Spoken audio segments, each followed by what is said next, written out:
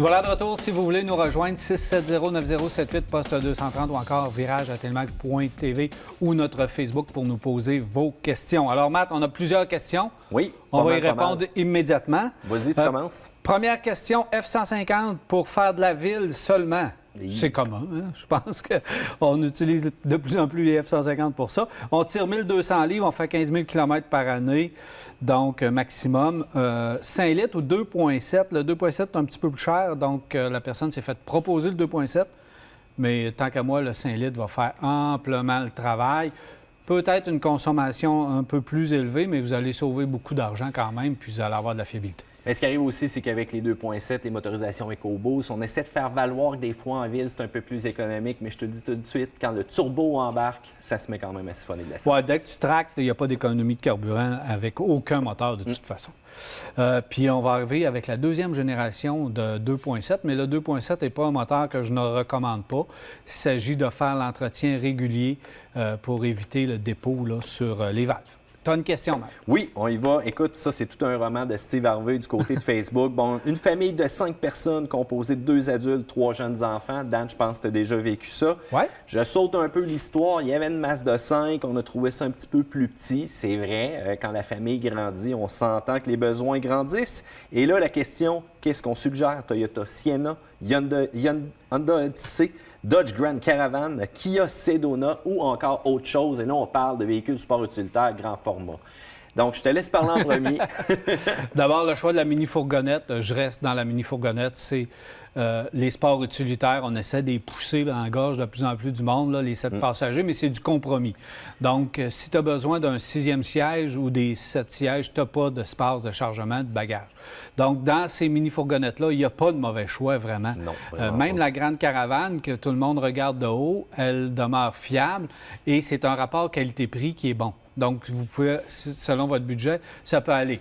Évidemment, Sienna, Odyssey, c'est des valeurs sûres dans le segment.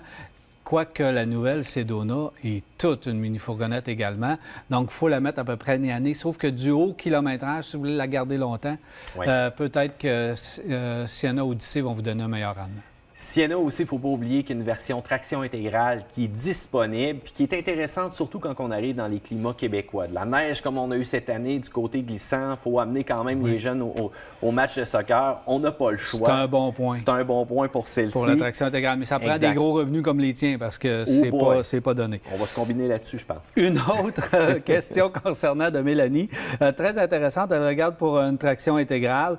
Et son premier choix, c'est le Outlander pour la garantie, mais elle considère aussi CX-5 et Ford Escape dans les versions 2017. C'est bon parce que CX-5 a une nouvelle apparence un peu en 2017, donc c'est des bons choix. Puis le Outlander aussi est un très bon choix. Oui, puis à part de garantie, puis Mazda, il ne faut pas oublier qu'ils ont une garantie de kilométrage illimitée présentement avec leur véhicule. Fait que si tu es appelé à faire justement beaucoup de kilos, même si c'est dans ton terme de 3 ans, tu as dépassé 100 000 kilos, tu vas être encore garanti par choc à par choc pendant cette période-là. Donc, s'il y avait du vraiment haut kilométrage, on y va avec Mazda. Du bas kilométrage, on y va avec la distance, le 10 ans de Mitsubishi. Surtout si on garde le véhicule longtemps. Donc, dans les véhicules à venir, j'ai des questions qui concernent des véhicules qui s'en viennent 3 en rafale. Guy, il demande à quand un nouveau Jeep Wrangler? Ça fait longtemps qu'il n'y a pas eu de nouveau de ce côté-là. Hey, pas bien de nouvelles. Bien, la prochaine nouvelle, c'est qu'on va avoir un Wrangler format camion. Ça s'en vient. Des petites révisions au niveau de la motorisation. On a eu quelques images espions, mais ça n'a pas fait de grands changements.